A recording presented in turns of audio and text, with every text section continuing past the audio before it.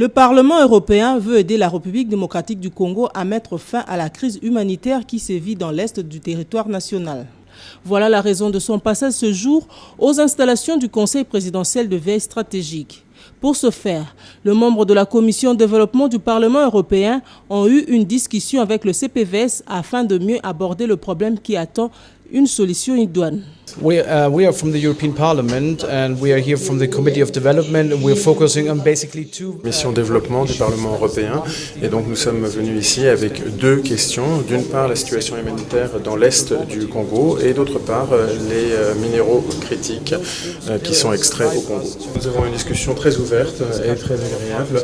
Donc nous entendons qu'il y a un besoin d'investissement dans les partenariats avec la République démocratique du Congo et notre attente est que la République démocratique du Congo soit également un excellent partenaire. Donc voilà ce que nous rapporterons à Bruxelles au Parlement européen. Le CPVS, représenté par son coordonnateur François Mwamba, veut de partenaires conséquents, c'est-à-dire ceux qui priorisent la mise en pratique de leur discours. Et ça a été l'occasion pour nous, du côté congolais, de pouvoir insister en ce qui concerne l'Est de la République, que nous avons besoin d'action, nous avons besoin de positions claires et que nous sommes informés de tous les efforts qui sont faits au niveau de l'Union européenne, mais que nous souhaiterions que l'Union européenne aille plus loin, notamment en envisageant des sanctions contre notre voisin belliqueux que tout le monde connaît, que je n'ai pas besoin nécessairement de le nommer. En ce qui concerne la chaîne de valeur, nous avons effectivement indiqué que la doctrine ici, en République démocratique du Congo, c'est qu'il y a de la place pour tout le monde.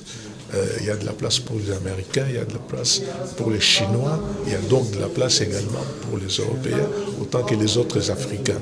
Et que donc nous ici, ce qui nous importe, c'est le partenaire qui, au-delà de la parole, met quelque chose sur la table, et celui qui met quelque chose sur la table, nous faisons affaire avec lui.